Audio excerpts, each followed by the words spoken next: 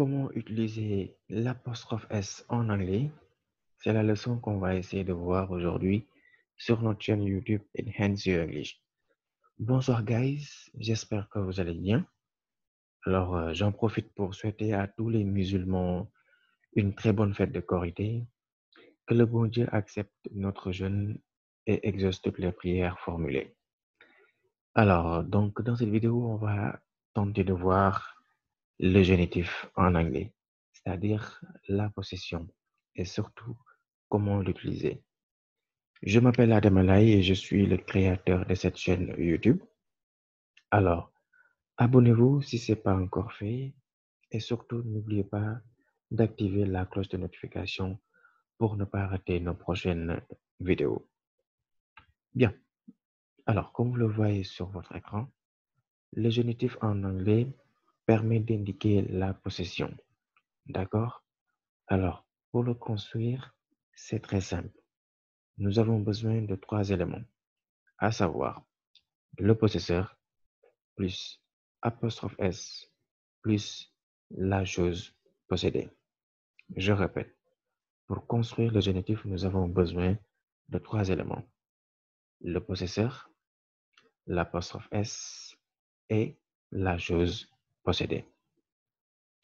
Vous allez comprendre avec les exemples. Alors, la première phrase. My sister's husband. My sister's husband. L'époux de ma sœur.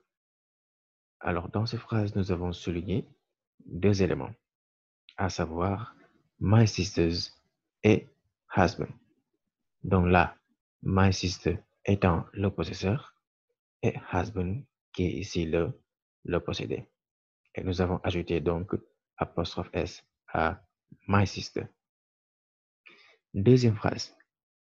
Astu's friend is too talkative. Astu's friend is too talkative. L'ami d'Astu est très bavarde.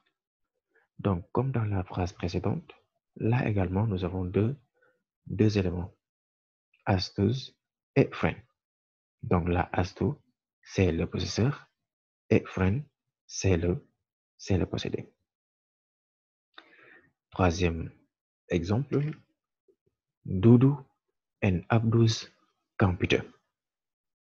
Dudu and Abdu's computer.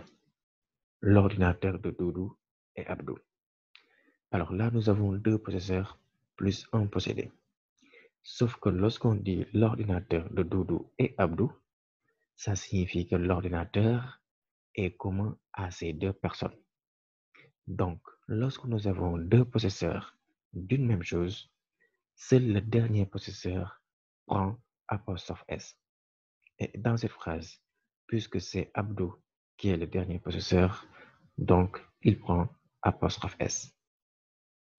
Dernière phrase, Doudou's and Abdou's computer. L'ordinateur de Doudou et celui de Abdou. Là, nous avons donc 2 ordinateurs pour 2 personnes. C'est pourquoi les 2 possesseurs prennent tous apostrophe S. Bien. Alors, guys, maintenant, lorsque le possesseur est au pluriel et qu'il se termine par S, là, ajoutez tout simplement une apostrophe. Je répète, lorsque le possesseur est au pluriel et qu'il se termine par S, ajoutez uniquement apostrophe. Exemple, my friend's car. My friend's car.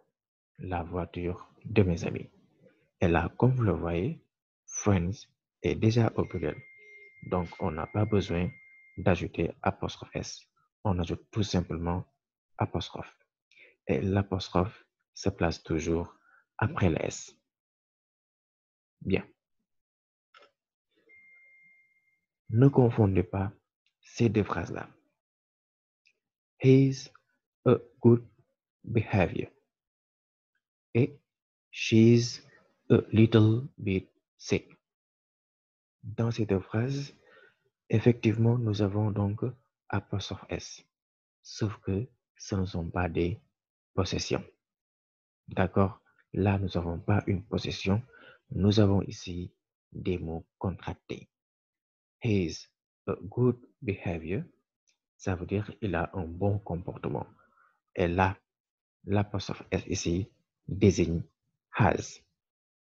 Dans la deuxième phrase, on a she's a little bit sick, qui signifie elle est un peu malade.